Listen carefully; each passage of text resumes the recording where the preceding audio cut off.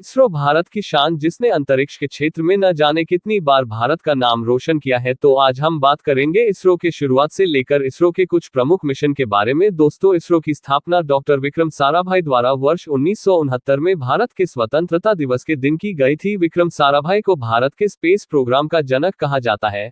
इसरो का हेडक्वार्टर बेंगलुरु में है और देश भर में इसके कुल 13 सेंटर हैं। इसरो में लगभग 17,000 वैज्ञानिक काम करते हैं। आपको जानकर हैरानी होगी कि कई वैज्ञानिकों ने अपना पूरा जीवन इसरो को समर्पित कर दिया और आजीवन विवाह नहीं किया। इसरो का फुल फॉर्म है Indian Space Research Organisation. Hindi में बोले तो इसे भारतीय अंतरिक्ष अनुसंधान संगठन कहते हैं। आपको जानकर हैरानी होगी कि भारत का अंतरिक्ष विभाग पहले भारत के परमाणु विभाग के अंतर्गत हुआ करता था, पर अंतरिक्ष विभाग का काम बहुत ज्यादा था और इसलिए वर्ष 1969 में इसे इसरो के नाम से अलग संस्था बना दिया गया।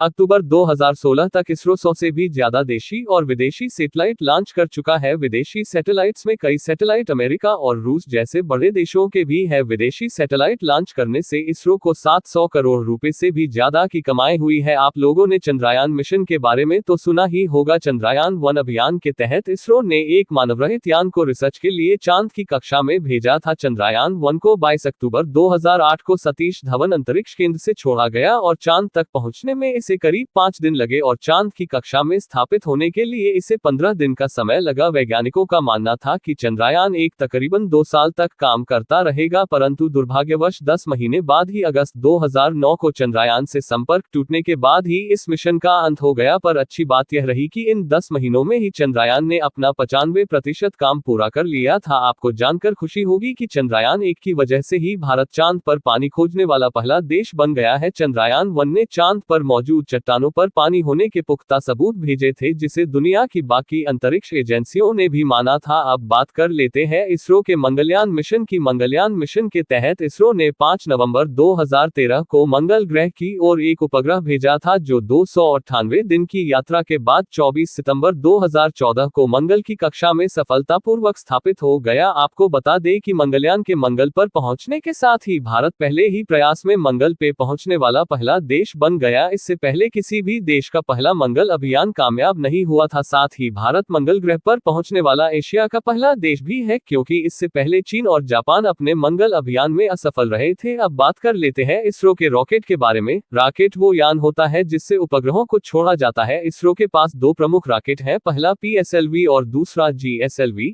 PSLV छोटे आकार के हल्के उपग्रहों को छोड़ने के लिए प्रयोग किया जाता है। अब तक 70 से ज्यादा उपग्रह PSLV द्वारा छोड़े जा चुके हैं। PSLV की सहायता से 28 अप्रैल 2008 को एक साथ 10 उपग्रह छोड़े गए थे और 22 जून 2016 को एक साथ 20 उपग्रह इसने पृथ्वी की कक्षा में स्थापित किए। वही बात करें GSLV रॉकेट की, तो GSLV भारी किस्म के उपग्रहों को पृथ्वी से 36,000 किलोमीटर की ऊंचाई पर स्थापित करने के लिए उपयोग किया जाता है। इसरो ने चंद्रयान 1 की सफलता से उत्साहित होकर इसरो ने साल 2019 में चांद पर एक और मिशन चंद्रयान 2 को लॉन्च किया। इसरो की यह योजना एक वाहन को चांद की जमीन पर उतारने की थी, किंतु यह मिशन पूरी तरह सफल नहीं हो सका। लेकिन ये आस लगाए जा रहे हैं कि 14 जुलाई को इसरो चंद्रयान 3 मिशन लॉन्च करने वाला है। वही बात करें इसरो अंतरिक्ष में मानव भेजने के मिशन की, तो इसरो इस मिशन के तहत 2 मानवों को एक यान में पृथ्वी की कक्षा में 7 दिन के लिए भेजेगा। हालांकि इस मिशन पर साल 2017 के बाद ही काम शुरू हो पाया है और शायद इसे पूरा होने में 2024 तक या इससे अधिक का समय लग जाए। वैसे क्या आप चंद्रयान 3 मिशन से कितने खुश हैं? कमेंट में जरूर बताएं। जय हिंद, जय भारत।